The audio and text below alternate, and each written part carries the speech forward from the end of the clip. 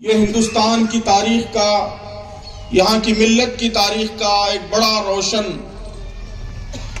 بڑا تابناک اور درخشندہ باب ہے۔ ٹھیک 75 سال پہلے 16-17 اپریل 1948 کو، جبکہ پورے ملک میں مایوسی کی فضا تھی، ہندوستان کے مسلمان خاص طور پر اپنے مستقبل کو لے کر پریشان تھے۔ ان کے سامنے یہ سوال تھا کہ اسلامی تشخص کے ساتھ، اسلامی آئیڈینٹی کے ساتھ اپنے دین پر قائم رہتے ہوئے اس ملک میں زندہ رہنا ممکن ہے یا نہیں ہے۔ ایسی فضا میں، خوف کی فضا میں، مایوسی کی فضا میں چند اللہ کے بندے الہ آباد میں جمع ہوئے اور انہوں نے اللہ کے دین کے قیام کی خاطر، اقامت دین کی خاطر اس جدوجہد کو آگے بڑھانے کا فیصلہ کیا۔ یہ فیصلہ آج آسان فیصلہ محسوس ہوتا ہے، لیکن 75 سال پہلے کی فضا میں، اس وقت کے حالات میں جا کر آپ دیکھیں گے تو آپ کو محسوس ہوگا کہ یہ بہت بڑا انقلابی فیصلہ تھا۔ غیر معمولی ہمت، جرأت اور حوصلے سے عبارت فیصلہ تھا۔ 75 سال بعد آج 2023 میں اسی حوصلے کی، اسی ہمت کی، اسی امید کی ہندوستانی مسلمانوں کو پھر ایک بار ضرورت ہے۔ اسی مقصد سے جماعت اسلامی ہند کی تاریخ کو یاد کرنے، اپنے عزم کو ریوائیو کرنے کی خاطر اس طرح کے چھوٹے بڑے پروگرام پورے ملک میں منعقد کیے جا رہے ہیں۔ الحمدللہ بڑی اہم تقریریں ابھی ہمارے سامنے ہوئی۔ ڈاکٹر الیاس صاحب نے جماعت کی دعوت کا خلاصہ پیش کیا کہ اس ملک میں جماعت کیا کرنا چاہتی ہے، اس کی دعوت کیا ہے، وہ لوگوں کو کس چیز کی طرف بلاتی۔ سلمان خان صاحب نے اس جدوجہد میں نوجوانوں کا کیا رول ہونا چاہیے، اس پر بڑی اہم باتیں ارشاد فرمائیں۔ محترمہ فاطمہ صاحبہ نے خواتین کا کیا رول ہونا چاہیے اور کیا رول خواتین ادا کر سکتی ہیں، اس پر اظہار خیال فرمایا۔ اور محترم انتظار نعیم صاحب نے بڑے خوبصورت اور ولولہ انگیز ترانے کے ذریعے گویا جماعت کی تاریخ کا خلاصہ ہمارے سامنے پیش کر دیا۔ اب مجھ سے کہا گیا ہے کہ موجودہ حالات میں، اس وقت ملک میں جو حالات درپیش ہیں، ہندوستان کے مسلمان جن حالات سے دوچار ہیں، ان حالات میں جماعت کے پروگرام کی وضاحت کروں۔ جماعت کیا کرنا چاہتی ہے، عام مسلمانوں کو کیا پیغام دینا چاہتی ہے۔ میری کوشش ہوگی کہ جو مرکزی عنوان ہے اس کے حوالے سے کچھ باتیں اس سلسلے میں عرض کروں۔ جو عنوان رکھا گیا ہے، دل شکستہ نہ ہو، غم نہ کرو، تم ہی غالب رہو گے اگر تم مومن ہو۔ محترم سامعین، یہ مضمون قرآن مجید میں جگہ جگہ آیا ہے، کثرت سے آیا ہے۔ قرآن بار بار اعلان کرتا ہے، وضاحت کے ساتھ اعلان کرتا ہے کہ اس دنیا میں مسلمانوں کی کامیابی ایمان پر منحصر ہے، ایمان پر ڈیپینڈ ہے۔ اگر ان کا ایمان مضبوط ہو، طاقتور ہو، تو وہ ضرور کامیاب ہوں گے، سرخرو ہوں گے، سربلند ہوں گے۔ آخرت میں کامیابی کے لیے ایمان تو شرط ہے ہی ہے، لیکن اس دنیا میں کامیابی کے لیے بھی ایمان شرط ہے۔ لوگ سمجھتے ہیں کہ ایمان، نیک اعمال، اللہ تبارک و تعالیٰ سے تعلق، اس سے آخرت تو سدھر سکتی ہے، لیکن دنیا سدھارنے کے لیے، دنیا میں کامیاب ہونے کے لیے مادی وسائل چاہیے، مٹیریل ریسورسز چاہیے، کچھ اور چیزیں چاہیے. یقیناً کچھ اور چیزوں کی بھی اہمیت ہے، لیکن قرآن کہتا ہے کہ اصل چیز جس سے اس دنیا میں بھی کامیابی مشروط ہے وہ ایمان ہے. مسلمان اسی وقت اس دنیا میں کامیاب ہو سکتے ہیں جب وہ مضبوط ایمان اپنے اندر رکھیں. قرآن کہتا ہے کہ اگر تم سیاسی لحاظ سے کامیاب ہونا چاہتے ہو، پولیٹیکل طاقت چاہتے ہو، سیاسی طاقت چاہتے ہو، تو یہ اسی وقت ممکن ہے جب تمہارے اندر ایمان ہو. وَلَا تَهِنُوا وَلَا تَحْزَنُوا وَأَنْتُمُ الْأَعْلَوْنَ إِن كُنتُم مُؤْمِنِينَ. پس منظر سیاسی کامیابی کی بحث ہے. کہا جا رہا ہے کہ تم غالب ہوگے اگر تم ایمان والے ہو. اگر ایمان تمہارے اندر ہے تو تم کو غلبہ ملے گا، تم کو طاقت ملے گی. سیاسی کامیابی بھی ایمان کے ساتھ مشروط ہے. قرآن کہتا ہے کہ معاشی ترقی چاہتے ہو، اکنامک ڈیولپمنٹ چاہتے ہو، یہ بھی صرف اور صرف ایمان کے ذریعے ممکن ہے. وَلَوْ أَنَّ أَهْلَ الْقُرَىٰ آمَنُوا وَاتَّقَوْا لَفَتَحْنَا عَلَيْهِمْ بَرَكَاتٍ مِّنَ السَّمَاءِ وَالْأَرْضِ. کہ اگر بستیوں کے لوگ ایمان لاتے، تقویٰ کی روش اختیار کرتے، تو ہم ان پر آسمان اور زمین سے برکتوں کے دروازے کھول دیتے. اللہ تبارک و تعالیٰ خالص دنیاوی کامیابی کی طرف اشارہ کر رہا ہے. معاشی کامیابی، معاشی ترقی، آسمان اور زمین سے برکتوں کے دروازوں کا کھل جانا، کہا جا رہا ہے کہ اس کے لیے ایمان مطلوب ہے. ایمان ہوگا تو یہ حاصل ہوگا. قرآن کہتا ہے کہ تم کو امن و امان چاہیے. آج ہندوستان کے مسلمان سب سے زیادہ اسی کے لیے تڑپ رہے ہیں. قرآن کہتا ہے کہ تم کو امن و امان چاہیے، جان و مال کی حفاظت کی ضمانت چاہیے، تو یہ ایمان ہی کے ذریعے ممکن ہے. وعد اللہ الذین آمنوا منکم وعملوا الصالحات لَيَسْتَخْلِفَنَّهُمْ فِي الْأَرْضِ كَمَا اسْتَخْلَفَ الَّذِينَ مِن قَبْلِهِمْ. اور اس کے بعد قرآن کہتا ہے کہ وَلَيُمَكِّنَنَّ لَهُمْ دِينَهُمُ الَّذِي ارْتَضَىٰ لَهُمْ وَلَيُبَدِّلَنَّهُمْ مِن بَعْدِ خَوْفِهِمْ أَمْنًا. کہ اللہ نے وعدہ فرمایا ہے تم میں سے ان لوگوں کے ساتھ جو ایمان لائے. پہلی شرط ایمان، اور نیک عمل کرے کہ ان کو وہ زمین میں اسی طرح خلیفہ بنائے گا جس طرح ان سے پہلے گزرے ہوئے لوگوں کو بنا چکا ہے. ان کے لیے اس کے اس دین کو مضبوط بنیادوں پر قائم کر دے گا جسے اللہ تعالیٰ نے ان کے حق میں پسند کیا ہے، اور ان کی موجودہ خوف کی، ڈر کی حالت کو امن کی حالت سے بدل دے گا. ڈر کی حالت، خوف کی حالت دور ہوگی، امن کی حالت حاصل ہوگی. کب؟ ایمان اور عمل صالح کے نتیجے میں. تو ایسی دسیوں آیات کوٹ کی جا سکتی ہیں کہ قرآن مجید کا یہ خاص مضمون ہے کہ دنیا میں کامیابی کے لیے بھی مسلمانوں کو سب سے زیادہ جس چیز کی ضرورت ہے وہ ایمان ہے. ایمان کا کیا مطلب ہے؟ ظاہر ہے کہ سارے مسلمان ایمان کا دعویٰ کرتے ہیں، سب کا دعویٰ ہے کہ ہم مومن ہیں.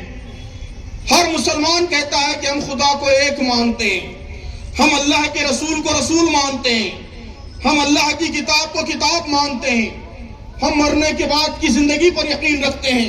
تو ایمان کا دعویٰ تو ہر مسلمان کرتا ہے. پھر اس کے باوجود ترقی کیوں حاصل نہیں ہو رہی ہے؟ اس کے باوجود عروج کیوں حاصل نہیں ہو رہا ہے؟ اس کے باوجود خوف کی حالت کیوں ہے؟ امن کی حالت کیوں حاصل نہیں ہو رہی ہے؟ تو اس سوال کا جواب ہمیں تلاش کرنا ہے. اسی سوال کے جواب میں ہمارے لیے قرآنی لاہ عمل بھی متعین ہو جائے گا کہ ہم کو کرنا کیا ہے، موجودہ حالات میں ہم کیا کریں جس کے نتیجے میں ہم ایک بہتر مستقبل کی طرف آگے بڑھ سکتے ہیں. اپنے لیے، اپنی آئندہ آنے والی نسلوں کے لیے، اپنی دنیا کے لیے، اپنی آخرت کے لیے کامیابی کا راستہ اختیار کر سکتے ہیں. تو اسی سوال کے جواب میں لاہ عمل، اسٹریٹجی، راستہ، یہ بھی انشاءاللہ واضح ہو جائے گا. میں چند نکات اس حوالے سے آپ کی خدمت میں غور و فکر کے لیے عرض کرنا چاہوں گا. محترم بزرگوں اور دوستو، یقیناً ایمان کے دعوے ہم سب کر رہے ہیں، لیکن اصل غور کا موضوع یہ ہے کہ ایمان کے تقاضے کیا ہم ادا کر رہے ہیں۔ ایمان یہ صرف زبان سے کہہ دینے کا نام نہیں ہے، زبان سے اللہ کو ایک مان لینے کا نام نہیں ہے، زبان سے محمد صلی اللہ علیہ وسلم کو اللہ کا رسول مان لینے کا نام ایمان نہیں ہے، بلکہ ایمان کے تقاضے ہیں۔ یہ ایمان، یہ یقین کچھ مطالبات کرتا ہے، اس کے نتیجے میں کچھ تقاضے پیدا ہوتے ہیں۔ وہ تقاضے ہم ادا کر رہے ہیں نہیں کر رہے ہیں، یہ اصل سوال ہے۔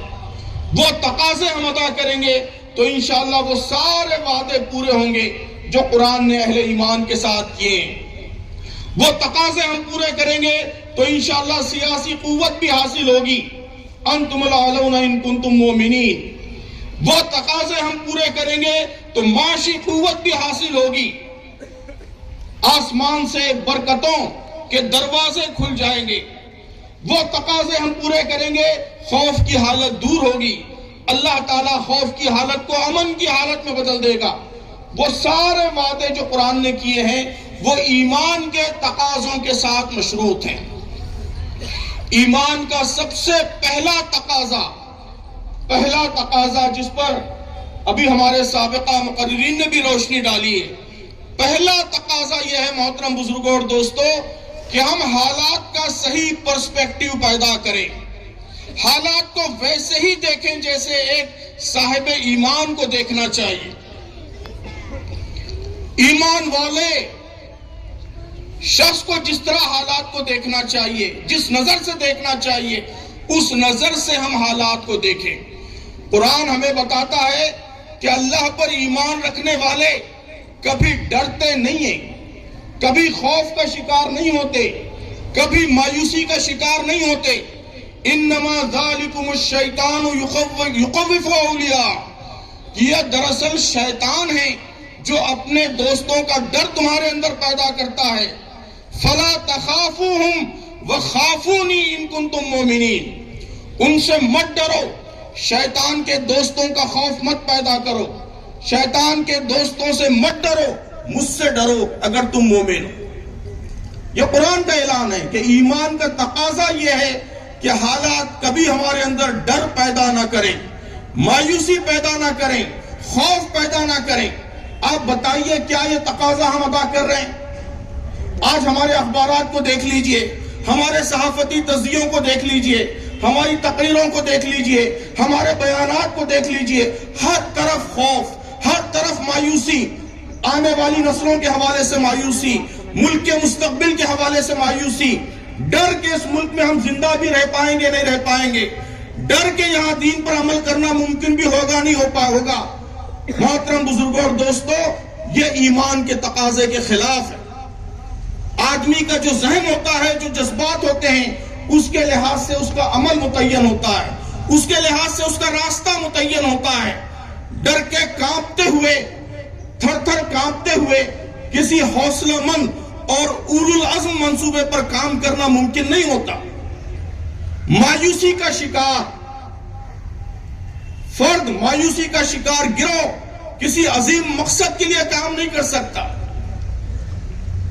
تو ایمان کا تقاضا یہ ہے کہ ڈر کو، خوف کو، مایوسی کو ہم اپنے دلوں سے نکال دیں، ہمت پیدا کریں، حوصلہ پیدا کریں، امید پیدا کریں۔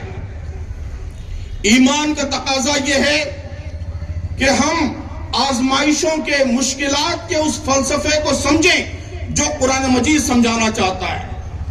قرآن مجید بڑی وضاحت سے ہمارے سامنے یہ بات رکھتا ہے کہ اہل ایمان پر مشکلات آئیں گی، آزمائشیں آئیں گی، مصیبتوں کے پہاڑ ٹوٹیں گے، طرح طرح کی مصیبتوں کا، طرح طرح کی مشکلات کا ان کو سامنا کرنا پڑے گا۔ یہ مشکلات کیوں آئیں گی؟ قرآن مجید اس کی بھی وضاحت کرتا ہے۔ ایمان کا تقاضا یہ ہے کہ ہم اس کی اسپرٹ کو سمجھیں، اس کی روح کو سمجھیں، ان مشکلات کو قرآنی نظر سے دیکھیں، قرآنی نظر سے ان مشکلات کا سولوشن ڈھونڈیں۔ ان مشکلات میں ہمیں کیا کرنا ہے یہ سوال قرآن سے پوچھیں، قرآن سے جواب طلب کریں۔ یہ ایمان کا تقاضا ہے۔ آپ غور کریں، قرآن مجید کہتا ہے کہ اہل ایمان پر جو مشکلات آتی ہیں اس کے 3 بڑے اسباب ہوتے ہیں، 3 ریزنز، 3 اسباب ہوتے ہیں۔ پہلا سبب وہی ہے جو میں نے ابھی اپنی گفتگو کے آغاز میں آیت کی تلاوت کی ہے، جسے آپ نے اپنے خطاب عام کا مرکزی موضوع بنایا ہے۔ قرآن کہتا ہے کہ اللہ تبارک و تعالیٰ مشکلات، آزمائشیں اس لیے لاتا ہے کہ وہ اہل ایمان کو آزمانا چاہتا ہے، ان کو ٹیسٹ کرنا چاہتا ہے۔ وَلِيَعْلَمَ اللَّهُ الَّذِينَ آمَنُوا وَيَتَّخِذَ مِنكُمْ شُهَدَاءَ، کہ اللہ تعالیٰ مشکل حالات اس لیے پیدا کرتا ہے کہ وہ دیکھنا چاہتا ہے کہ تم میں سچے مومن کون لوگ ہیں، ان لوگوں کو چھانٹ لینا چاہتا ہے جو واقعی راستی کے گواہ ہیں، سچائی کے گواہ ہیں، جو ہر حال میں شہادت کا فریضہ انجام دینا چاہتے ہیں۔ یہ اللہ تبارک و تعالیٰ کا فلٹر ہے، اللہ تبارک و تعالیٰ کی چھلنی ہے، جس کے ذریعے وہ چھانٹ لیتا ہے لوگوں کو۔ جو کمزور لوگ ہیں، جو ڈر کا شکار ہو سکتے ہیں، جو مایوسی کا شکار ہو سکتے ہیں، جو مداحنت کا شکار ہو سکتے ہیں، وہ فلٹر آؤٹ ہو جاتے ہیں۔ اللہ کی اس چھلنی کے ذریعے وہ الگ ہو جاتے ہیں، ڈسٹنکٹ ہو جاتے ہیں، اور اللہ تبارک و تعالیٰ ان لوگوں کو نمایاں کر دیتا ہے جو سخت سے سخت حالات میں بھی اللہ کے دین کی گواہی دینے کا، شہادت کا جگرہ رکھتے ہیں، اللہ کے دین کے لیے کام کرنے کا حوصلہ رکھتے ہیں، ہمت رکھتے ہیں۔ تو یہ مشکلات کا ایک بڑا اہم مقصد ہے کہ یہ اللہ تبارک و تعالیٰ کا فلٹر ہے، چھلنی ہے۔ آپ اس کی روشنی میں طے کیجئے کہ ان مشکلات کو ہمیں کس طرح اپروچ کرنا ہے۔ ظاہر ہے کہ صاف آپ کو قرآن مجید راستہ دکھا رہا ہے کہ مشکل حالات میں بھی ہمیں اپنے ایمان پر قائم رہنا ہے، اپنے اصولوں پر قائم رہنا ہے، اپنی دعوت پر قائم رہنا ہے، اپنے مقصد پر قائم رہنا ہے۔ چاہے مصیبتوں کے پہاڑ ٹوٹیں، لیکن ہم اپنے مقصد سے، اپنے نصب العین سے، اپنی دعوت سے 1 ملی میٹر بھی نہیں ہٹیں گے انشاءاللہ۔ یہ حوصلہ، یہ ہمت پیدا کرنا ہے۔ تو یہ مقصد ہے، یہ تقاضا ہے ایمان کا۔ مشکلات اسی لیے برپا ہوئی ہیں۔ ہماری کوشش ہونی چاہیے کہ ہم اللہ کے فلٹر میں کامیاب ہوں، اللہ کے امتحان میں کامیاب ہوں، شہداء میں یعنی شہادت دینے والوں میں، شہادت حق کا فریضہ انجام دینے والوں میں ہمارا شمار ہو، نافرمانوں میں، مداحنت کا شکار ہونے والوں میں، ڈر اور مایوسی کا شکار ہونے والوں میں ہمارا شمار نہ ہو۔ اس اللہ سے دعا بھی کرنی چاہیے اور کوشش بھی کرنی چاہیے۔ قرآن کہتا ہے کہ آزمائش کا دوسرا بڑا مقصد یہ ہوتا ہے کہ آزمائش تنبیہ ہوتی ہے، وارننگ ہوتی ہے، وارننگ، تنبیہ۔ وَبَلَوْنَاهُمْ بِالْحَسَنَاتِ وَالسَّيِّئَاتِ لَعَلَّهُمْ يَرْجِعُونَ، کہ ہم بار بار ان کو اچھے حالات سے اور برے حالات سے آزماتے رہے تاکہ وہ ہماری طرف رجوع کریں۔ تو آزمائشوں کا ایک مقصد یہ ہوتا ہے کہ یہ وارننگ، تنبیہ ہوتی ہے۔ تو ہمارا اپروچ یہ ہونا چاہیے کہ ہم اپنا جائزہ لیں، اپنی غلطیاں سدھاریں، اپنی کمزوریاں دور کریں، اپنی رفتار تیز کریں، کوشش، جدوجہد، محنت یہ بڑھا دیں، اور محنت کریں اور جدوجہد کریں، جدوجہد کا حق ادا کرنے کے لیے اور تیزی سے آگے بڑھیں۔ تو اگر ان حالات کو ہم تنبیہ سمجھتے ہیں، وارننگ سمجھتے ہیں، تو تقاضا یہ ہے کہ ہماری رفتار اور تیز ہو، ہماری دعوت اور تیز ہو، اقامت دین کے راستے پہ ہمارا سفر، اس کی سپیڈ، اس کی ویلوسٹی اور بڑھے، گاڑی چوتھے گیئر میں آ جائے۔ ہم میں سے ہر ایک اپنی جدوجہد کی رفتار تیز کرے، ہمارے گروپ، ہماری جماعتیں، ہماری تنظیمیں، یہ سب اپنی محنت تیز کریں، اس لیے کہ آزمائشیں وارننگ ہوتی ہیں، تنبیہ ہوتی ہیں، اللہ کی طرف سے مہمیز ہوتی ہیں۔ یہ اس لیے ہوتی ہیں کہ اللہ تبارک و تعالی ہماری رفتار کو اور تیز کرنا چاہتا ہے۔ اور محترم بزرگوں اور دوستو، تیسری چیز بڑی دلچسپ ہے اور اس میں ہمارے لیے امیدوں کا بڑا غیر معمولی سامان ہے کہ قرآن مجید یہ بھی کہتا ہے کہ آزمائش اللہ کی اسکیم کا حصہ ہوتی ہے.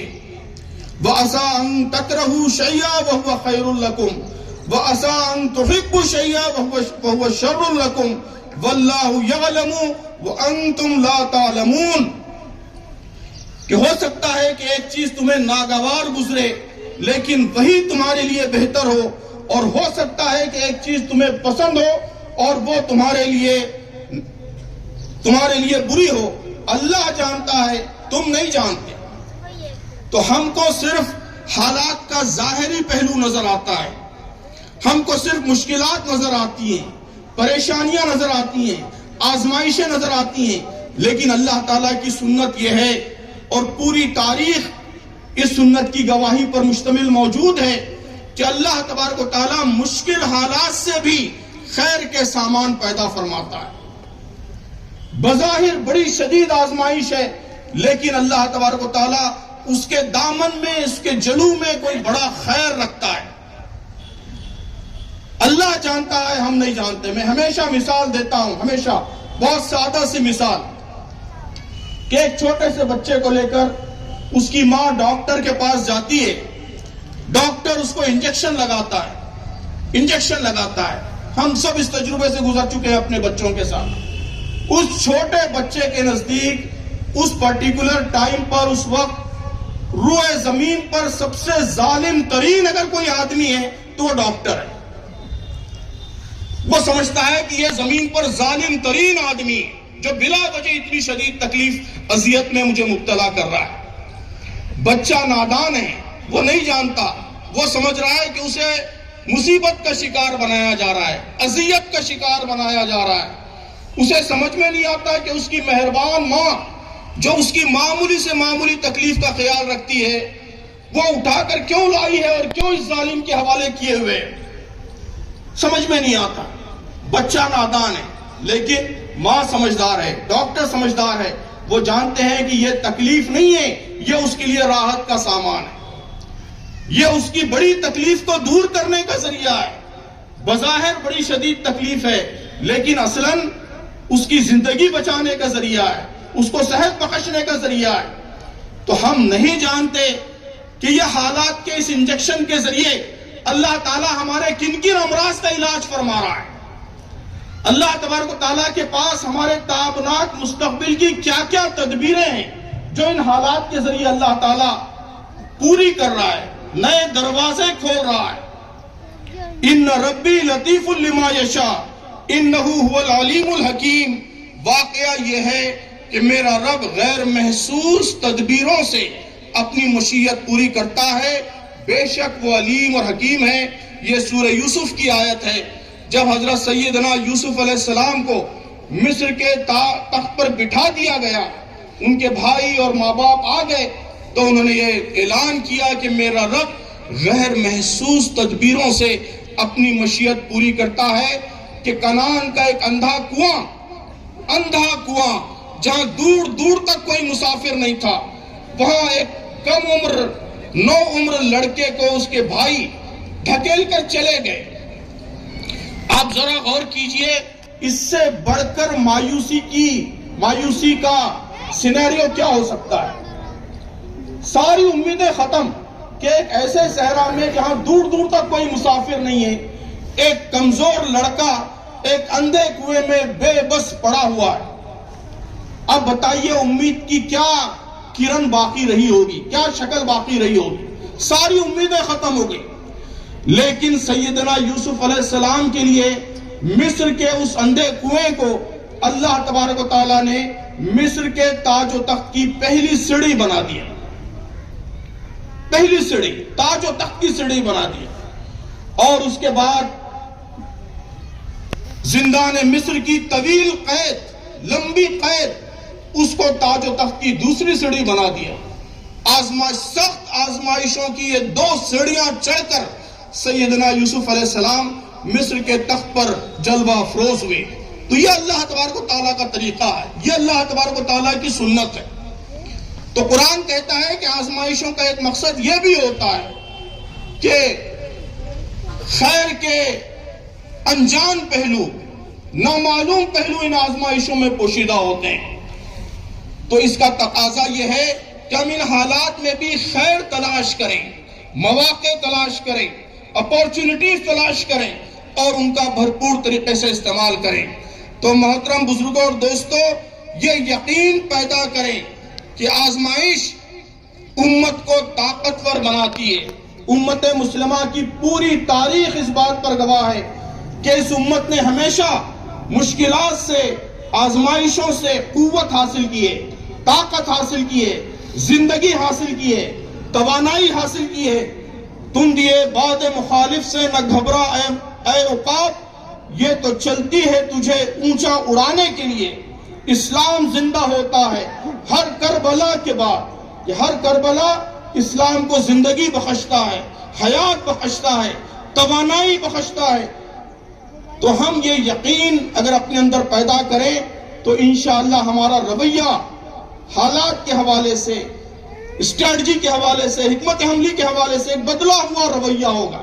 یہ ایمان کا تقاضا ہے۔ آپ غور کیجئے اس تقاضے کو ہم کتنا نبھا رہے ہیں۔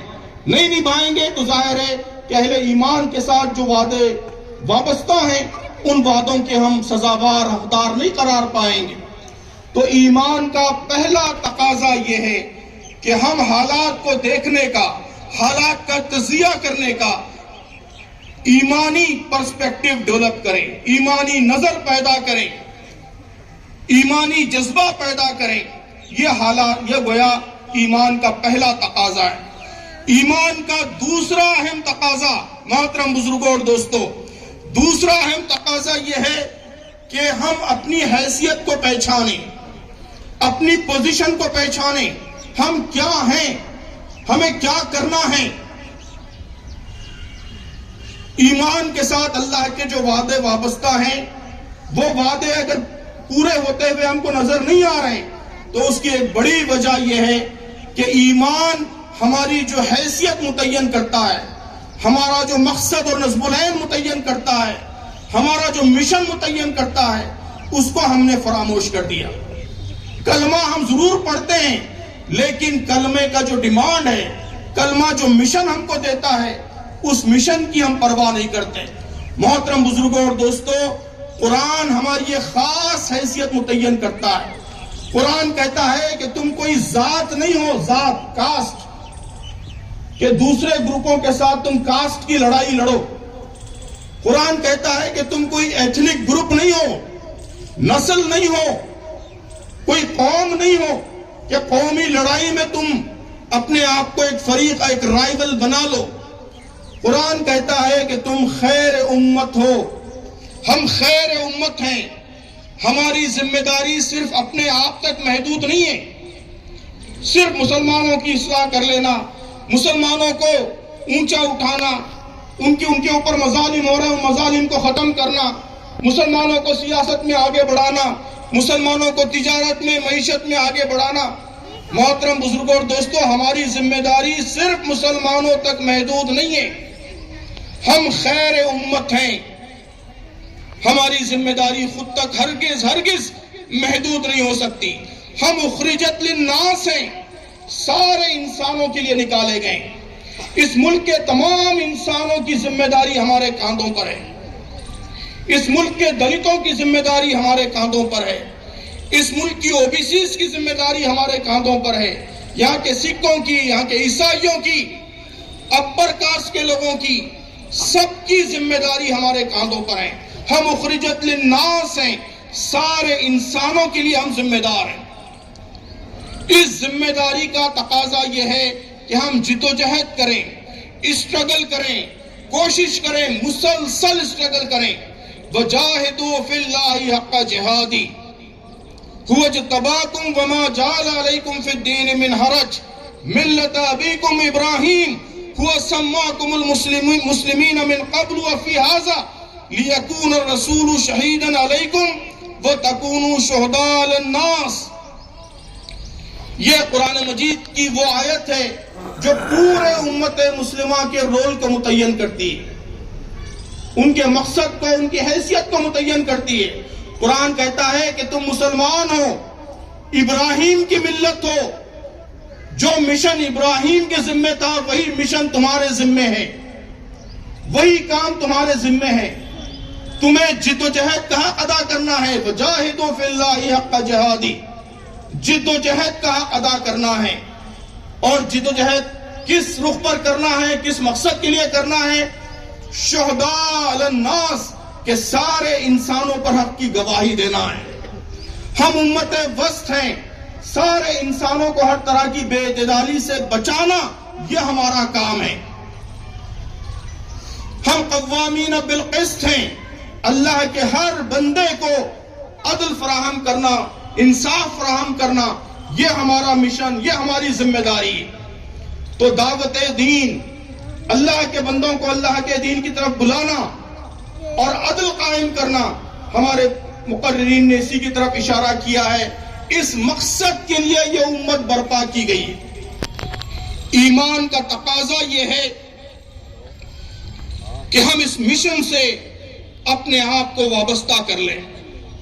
محترم بزرگوں اور دوستو، ہر مضبوط عقیدہ زندگی کا ایک مشن، ایک مقصد متعین کرتا ہے۔ ہر مضبوط عقیدہ، ہر بلیف سسٹم وہ زندگی کا مشن متعین کرتا ہے۔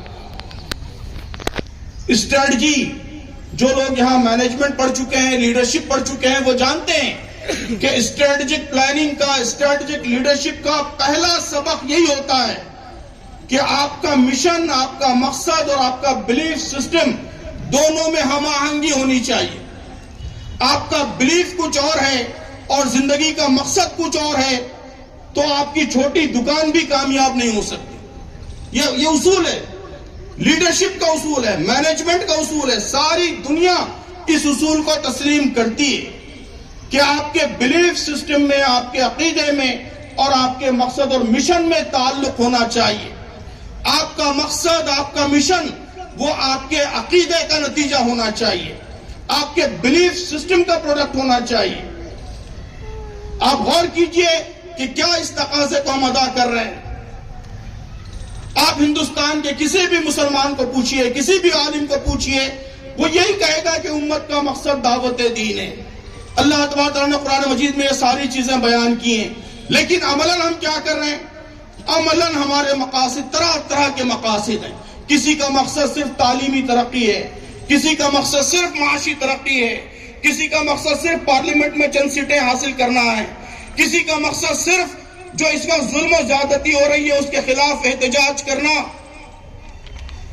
اسی تک محدود ہے۔ یہ سارے کام اہم ہیں، ان کاموں کی اہمیت کا میں انکار نہیں کر رہا ہوں، یہ سارے کام اہم ہیں، لیکن یہ اصل کام نہیں ہے۔ اصل کام، آپ کا اصل مقصد وہ ہے جو قرآن بیان کر رہا ہے، اسی پر آپ کا ایمان ہے، اسی پر آپ کا اعتقاد ہے۔ اس عقیدے کے باوجود اگر کوئی اور مقصد آپ اختیار کریں گے تو ہرگز اس میں کامیاب نہیں ہو سکتے۔ دوسرے لوگ ہو سکتے ہیں، دوسرے لوگ صرف سیاسی ترقی کو مقصد بنا کر کامیاب ہو سکتے ہیں، اس لیے کہ ان کا بلیف کچھ اور ہے، ان کا عقیدہ کچھ اور ہے، اور ان کا عقیدہ اور ان کے مقصد میں ہم آہنگی ہے، لیکن مسلمان کامیاب نہیں ہو سکتے، اس لیے کہ مسلمانوں کا عقیدہ وہ عقیدہ ہے جو ابھی میں نے بیان کیا ہے۔ تو ایمان کا تقاضا یہ ہے کہ ایمان کے نتیجے میں جو مقصد ہمارا متعین ہوتا ہے، جو نصب العین ہمارا متعین ہوتا ہے، وہی اصلاً ہمارا نصب العین بنے۔ قرآن مجید میں عدل و قسط کا، جسٹس کا، انصاف کا ذکر اس قدر کثرت سے اتنے پیرایوں میں آیا ہے کہ اسے ہم سامنے رکھیں گے تو عدل یہ اسلامی شریعت کا عنوان قرار پاتا ہے، اس کی سب سے اہم خصوصیت قرار پاتا ہے۔ اللہ تعالیٰ نے فرمایا ہے کہ اس نے انبیاء علیہ السلام کو عدل و قسط کے قیام کے لیے مبعوث فرمایا۔ لقد ارسلنا رسولنا بالبینات وانزلنا معهم الکتاب والمیزان لیقوم الناس بالقسط، کہ ہم نے اپنے رسولوں کو کتاب کے ساتھ، واضح نشانیوں کے ساتھ بھیجا۔ کیوں؟ لیقوم الناس بالقسط، تاکہ انسانوں کو قسط پر، عدل پر قائم رکھ سکیں۔ قرآن نے سارے مسلمانوں کو عدل کے لیے، قسط کے لیے اٹھ کھڑے ہونے کا حکم دیا ہے۔ یا ایھا الذین آمنوا کونوا قوامین بالقسط والشہداء للہ۔ قرآن خود اپنے بارے میں کہتا ہے کہ قرآن یہ عدل و قسط کا بیان ہے، مینیفیسٹو آف جسٹس ہے، عدل کا منشور ہے، نیائے کا منشور ہے۔ وَتَمَّتْ كَلِمَةُ رَبِّكَ صِدْقًا وَعَدْلًا، کہ تمہارے رب کا کلام سچائی کے حوالے سے اور جسٹس کے حوالے سے، عدل کے حوالے سے کامل ہے، پرفیکٹ ہے۔ قرآن کہتا ہے کہ مسلمانوں کا عمل ان کی پالیسی نہیں بلکہ ان کا قول، ان کا بیانیہ، ان کا ڈسکورس، ان کا نریٹو، یہ بھی صرف اور صرف عدل پر مبنی ہونا چاہیے، صرف جسٹس اس کی بنیاد بننی چاہیے، سارے انسانوں کے ساتھ جسٹس۔ وَإِذَا قُلْتُمْ فَعَدِلُوا وَلَوْ كَانَ ذَا قُرْبَىٰ، کہ جب بھی تم بولو عدل کی بات بولو، منہ کھولو تو عدل کی بات بولو، پین چلاؤ تو عدل کی بات بولو، ٹی وی میں بحث کرو تو عدل کی بات بولو، تمہارا مینیفیسٹو عدل پر مبنی ہونا چاہیے، تمہارا ڈسکورس عدل پر مبنی ہونا چاہیے، تمہارے نریٹو کا عنوان جسٹس ہونا چاہیے۔ تو محترم بزرگوں اور دوستو، قرآن مجید ہمیں ایک مقصد دیتا ہے، ایک مشن دیتا ہے کہ ہمیں اس ملک کے سارے انسانوں کے لیے کام کرنا ہے، سب کو خدا کی طرف بلانا ہے، سب کی زندگیوں کو سنوارنا ہے، سب کو عدل فراہم کرنا ہے، سب کو جسٹس فراہم کرنا ہے۔ ہم سب کے ساتھ انصاف چاہتے ہیں، ملک کے ہر شہری کے ساتھ انصاف چاہتے ہیں، کسی خاص فرقے کے ساتھ نہیں، کسی خاص ذات کے ساتھ نہیں، کسی خاص نسل کے ساتھ نہیں، بلکہ ہر ایک کے ساتھ، اس ملک کے سارے 140 کروڑ انسانوں کی ہم بھلائی چاہتے ہیں، اس دنیا میں بھی بھلائی چاہتے ہیں، آخرت میں بھی بھلائی چاہتے ہیں۔ یہی سارے مسلمانوں کی زندگی کی سب سے بڑی دلچسپی، ان کی زندگی کا مشن، ان کی جدوجہد کا عنوان، ان کی اسٹرگل کا ٹائٹل، ان کے شب و روز کا سب سے نمایاں، سب سے واضح پہلو، ان کی زندگی کی سب سے بڑی دلچسپی یہی بن جانا چاہیے، یہی مقصد بن جانا چاہیے۔ یہ ایمان کے تقاضے کی تکمیل ہے۔ یہ تکمیل ہم کریں گے تو انشاءاللہ وہ سارے وعدے پورے ہوں گے جو قرآن مجید نے ایمان والوں کے ساتھ کیے۔ محترم بزرگوں اور دوستو، اس ملک میں جو فرقہ پرست طاقتیں ہیں، جو اسلام مخالف طاقتیں ہیں، ان کی ہمیشہ کوشش یہی ہے کہ وہ ہمیں اپنے اس اصل کام سے دور رکھنا چاہتی ہیں، وہ ہمیں ہمیشہ اپنی سلامتی کے مسائل میں گرفتار رکھنا چاہتی ہیں، وہ چاہتی ہیں کہ ہم ہمیشہ صرف فائر فائٹنگ میں مصروف رہیں، فائر فائٹنگ، کہ اس طرح ہمیں اپنے مسائل میں الجھا دیا جائے کہ ہم اپنی سلامتی، اپنا تحفظ، اپنے مسائل، اپنی نسلوں کا تحفظ، اس سے آگے بڑھ کر کچھ سوچنے کی پوزیشن میں نہ رہیں۔ قرآن ہمیں جو نصب العین دیتا ہے، جو مقصد دیتا ہے، جو اعلیٰ و عرفہ حیثیت اور منصب ہمارا متعین کرتا ہے، اس کی طرف ہم متوجہ ہی نہ ہونے پائیں، یہ ساری اسلام دشمن طاقتوں کی ہمیشہ کوشش رہی ہے۔ محترم بزرگوں اور دوستو، یہ اعلان کیجئے کہ ہم انشاءاللہ ویسا ہونے نہیں دیں گے، ہم اپنے خول میں ہرگز بند نہیں رہیں گے، ہم صرف اپنے مسائل تک اپنے آپ کو محدود نہیں رکھیں گے، ہم رات دن فائر فائٹنگ میں نہیں الجھے رہیں گے، حالات جیسے بھی ہوں، جس طرح اللہ کے نبی صلی اللہ علیہ وسلم کا اسوہ ہمارے سامنے آتا ہے، ہم ہر طرح کے حالات میں اصلاً اپنے مقصد کے لیے کام کریں گے، اصلاً اللہ کے دین کے داعی بن کر کام کریں گے، اصلاً عدل کے، انصاف کے، جسٹس کے علم بردار بن کر کام کریں گے۔ اخرجت للناس ہونے کی حیثیت ہم ہرگز فراموش نہیں کریں گے۔ مصیبتوں کی آندھیوں کے درمیان بھی، قیامت میں بھی ہم ہرگز اپنی اس اصل حیثیت کو فراموش نہیں کریں گے۔ اس حیثیت پر پہاڑ کی استقامت کے ساتھ ہم ڈٹے رہیں گے۔ محترم بزرگوں اور دوستو، اب کرنا کیا ہے؟ اگر ہم اپنی اس حیثیت کو متعین کرتے ہیں، سمجھتے ہیں کہ اس حیثیت کے مطابق ہمیں اپنے مقصد کے لیے، نصب العین کے لیے اصلاً کام کرنا ہے، تو کیا کام ہم کریں؟ میں ایک دو باتیں اس کے حوالے سے عرض کر کے اپنی گفتگو ختم کروں گا۔ پہلی چیز محترم بزرگوں اور دوستو، پہلی چیز یہی ہے کہ ان حالات میں سب سے زیادہ جس چیز کی ضرورت ہے وہ استقامت ہے، پرزیورنس۔ وَكَأَيٍّ مِّن نَبِيٍّ قَاتَلَ مَعَهُ رِبِّيُّونَ كَثِيرٌ، قرآن کہتا ہے کہ اس سے پہلے کتنے ہی نبی ایسے گزر چکے ہیں جن کے ساتھ مل کر بہت سے خدا پرستوں نے جنگ کی۔ فَمَا وَهَنُوا لِمَا أَصَابَهُمْ فِي سَبِيلِ اللَّهِ، کہ اللہ کی راہ میں جو مصیبتیں ان پر پڑی ان سے وہ دل شکستہ نہیں ہوئے۔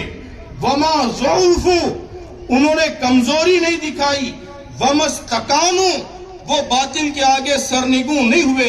وَاللَّهُ يُحِبُّ الصَّابِرِينَ، کہ اللہ تبارک و تعالی صبر کرنے والوں کے ساتھ ہے۔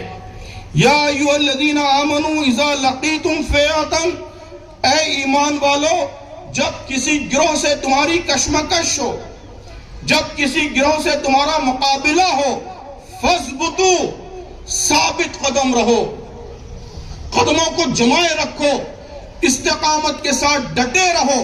واذکروا اللہ کثیرا، اور اللہ کا کثرت سے ذکر کرو، لعلکم تفلحون، اسی کے نتیجے میں تم کو فلاح ملے گی، کامیابی ملے گی۔ تو محترم بزرگوں اور دوستوں، ان حالات میں قرآن کا سب سے بڑا سبق استقامت ہے، پرزیورنس ہے۔ استقامت ہی سب سے بڑی مزاحمت ہے۔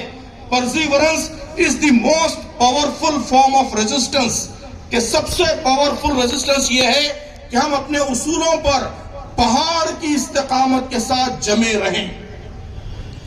استقامت اپنے ایمان پر، استقامت اپنے اصولوں پر، اس کی طرف لوگ کچھ متوجہ ہیں یقیناً، لیکن ساتھ ہی استقامت اپنے مقصد پر، استقامت اپنے مشن پر، استقامت خیر امت کے کردار پر، استقامت داعی امت کی حیثیت پر، ان سب پر بھی استقامت مطلوب ہے۔ پہاڑ کی استقامت کے ساتھ ہر طرح کے حالات میں ان سب حوالوں سے ہم استقامت کا مظاہرہ کریں، یہ سب سے بڑی طاقت، یہ قرآن کا سب سے بڑا حکم ہے، یہ ایمان کا سب سے بڑا تقاضا ہے۔ اور محترم بزرگوں اور دوستو، استقامت باطل طاقتوں کے مقابلے میں بھی، بیرون سے حملہ آور طاقتوں کے مقابلے میں بھی، اور استقامت اپنے اندرون کے مقابلے میں بھی، شیطان کی اکساہٹ کے مقابلے میں بھی، کہ شیطان ہم کو پرووک کرتا ہے، ہم کو مشتعل کرتا ہے، ہم کو اپنے مقصد سے ڈیویٹ کرتا ہے، پگڈنڈیوں میں الجھانا چاہتا ہے، تو اپنے نفس کی اکساہٹوں کے مقابلے میں بھی استقامت۔ تو یہ استقامت، یہ سب سے بڑی طاقت ہے، آج سب سے زیادہ اسی کی ضرورت ہے۔ دوسری چیز کرنے کا اصل کام ان حالات میں محترم بزرگوں اور دوستو، اسے میں بہت ہی سمپل ایک ہی فقرے میں بیان کرتا ہوں ہمیشہ، کہ اس وقت کرنے کا سب سے اہم کام یہ ہے کہ ہم اس ملک کے گلی کوچوں میں، ہر جگہ دلی کے گلی کوچوں میں، ہم دلوں کو اور دماغوں کو جیتنے کی مہم چھیڑ دیں۔